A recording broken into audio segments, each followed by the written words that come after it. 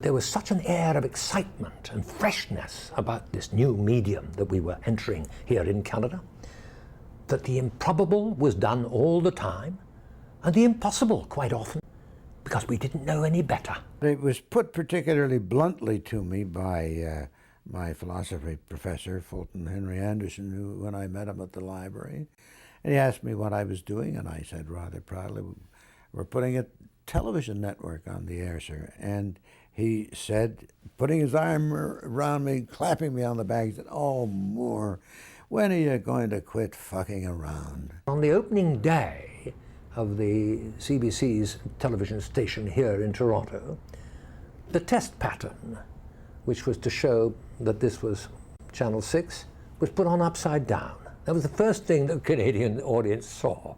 It may have been something of a portent, I don't know. There were no other television channel.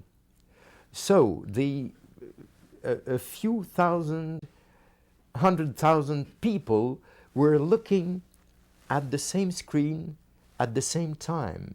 And it created, I think, a feeling of being part of the same society. I think it was important. And we had a remarkable group of young people whom we'd selected very carefully from across the country. People like Norman Jewison and Art Hiller, who's already in Hollywood, has been for many years. Directors who developed to be first-class directors, first-class television directors. I'm thinking of people like Jean-Paul Fugère, for example, or Louis-Georges Carrier. People talk about the golden days of CBC when we were doing an enormous amount of video drama. Half-hour drama, an hour drama, and an hour and a half drama every week, plus variety shows.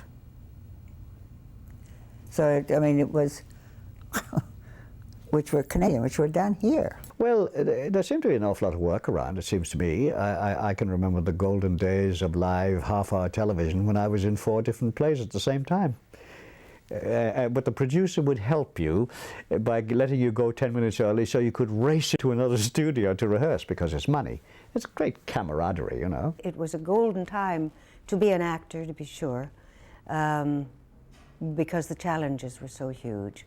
They didn't pre-tape shows in the early days, and therefore be able to stop and start and correct and edit, redo things. It was done live, and so you had to, as I say, get it right the first time. The sobriety came the first day on camera. We had to remember our moves. In rehearsal, it was fun. It was, you know, you're in a room.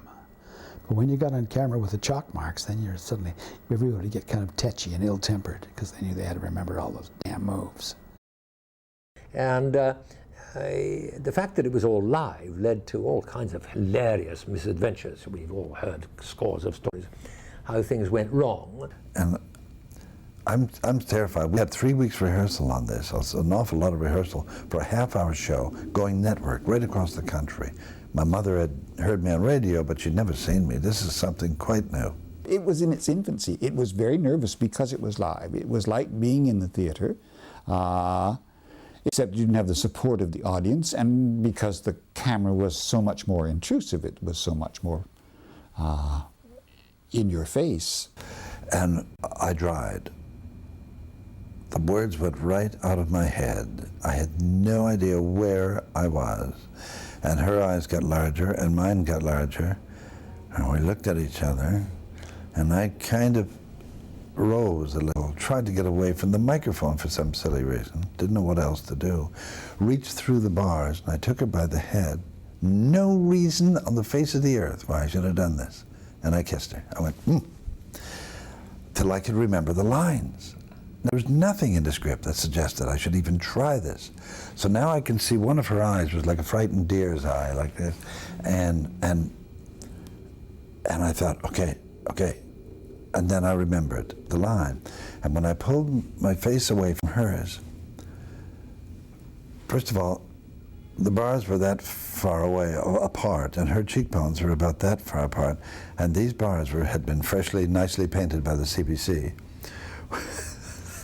So now she's got 2 marks here. Her eyes are still gorgeous, but from her nose down, all of this makeup, all the garbage that I've been putting on my face for 4 hours before we started the show or whatever, you know, everything that I added, everything ended up on her, including this gauze from it here was now attached and was like beautifully lit by the CBC. Was like the bridge on a river Kwai or something, going from my mouth to hers. And again, beautiful eyes. And she wanted to look so nice for her folks on show that night. And I felt so bad. Well, I saw this and I went back for another kiss because I couldn't, I dried again. I went boop, back again. I spent most of that half hour kissing this girl.